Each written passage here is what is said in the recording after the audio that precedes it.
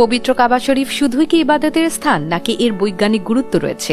আধুনিক গবেষণায় উঠে আসছে কাবা শরীফের বৈজ্ঞানিক রহস্য। পৃথিবীর প্রথম জমিন হচ্ছে পবিত্র কাবা শরীফ, বাইতুল্লাহ বা আল্লাহর ঘর। একটা সময় পৃথিবীতে ছিল শুধুই পানি, এরপর প্রথম জমিন সৃষ্টি হয় বর্তমান কাবা ঘরের নিচের অংশ থেকে। হাদিসে এমনটাই বর্ণনা করা হয়েছে, জমিনে পরিণত হবার আগে এই জায়গা ছিল সাদা ফেনার মতো, যা এক পর্যায়ে কঠিন মাটিতে রূপ নেয় এবং চারপাশ ধীরে ধীরে ভরাট হতে থাকে। সেখান থেকে সৃষ্টি হয় একটা বিশাল মহাদেশ, যা পরে বিভক্ত হয়ে বর্তমান বিশ্বের বিভিন্ন মহাদেশে পরিণত হয়। বিভিন্ন গবেষণায় দেখা গেছে ভৌগোলিকভাবে কাবা শরীফ পৃথিবীর কেন্দ্রস্থলে অবস্থিত। ডক্টর হোসাইন কামাল উদ্দিন আহমদ তার পিএইচডি গবেষণায় তুলে ধরেছেন, কাবা শরীফকে পৃথিবীর মেরুদণ্ড ও মধ্যস্থল হিসেবে চিহ্নিত করা যায়। সৌদি আরবের উম্মুল কুরা বিশ্ববিদ্যালয়ের গবেষক ডক্টর খালিদের গবেষণায়ও উঠে এসেছে কাবা শরীফের অবস্থান গোল্ডেন রেশিও বা সোনালী অনুপাতের পয়েন্টে, যা গণিতের এক বিস্ময়কর আবিষ্কার। গোল্ডেন রেশিও প্রকৃতির এক রহস্যময় সংখ্যা, যা ফুলের পাপড়ির বিন্যাস, গ্যালাক্সির বিন্যাস, এমনকি মানব দেহ পাওয়া যায়। গবেষণায় দেখা গেছে পৃথিবীর উত্তর ও দক্ষিণ মেরুর দূরত্বের অনুপাত এবং কাবা শরীফের অবস্থান 1.618, যা এক বিস্ময়কর সত্য। বিজ্ঞানীরা দেখিয়েছেন কাবা শরীফ এমন এক স্থানে অবস্থিত যেখানে পৃথিবীর ভূচৌম্বকীয় ক্ষেত্র সবচেয়ে ভারসাম্যপূর্ণ। এটি পৃথিবীর অন্যতম শক্তিশালী জিওম্যাগনেটিক এনার্জি ফিল্ড।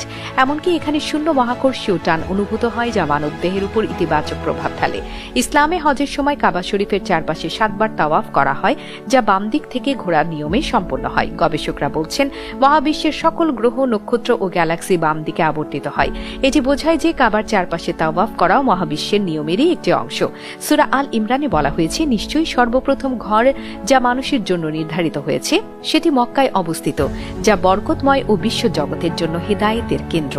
গবেষকদের মতে কাবা শরীফ শুধু ধর্মীয় দিক থেকে গুরুত্বপূর্ণ নয়, বরং এটি এক বৈজ্ঞানিক বিষয়। গোল্ডেন রেশিও, চৌম্বকীয় শক্তি ও মহাকর্ষীয় প্রভাব সবকিছুই প্রমাণ করে যে এটি নিছক কাকতালীয় কিছু নয়, বরং মহান সৃষ্টিকর্তার এক নিখুঁত পরিকল্পনার অংশ।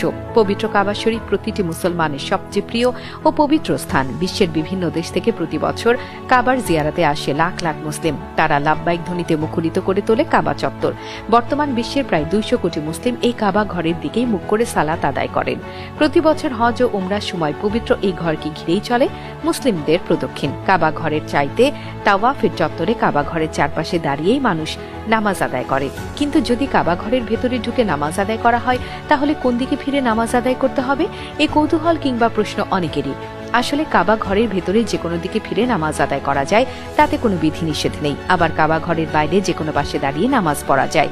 তবে কাবা ঘরের ইমাম সাহেবগণ বেশিরভাগ সময় মাকামে ইব্রাহিম চত্বরে বর্তমান দরজার সামনে দাঁড়িয়ে নামাজ পড়েন। কাবা শরীফকে ঘিরে যে গোটা হারাম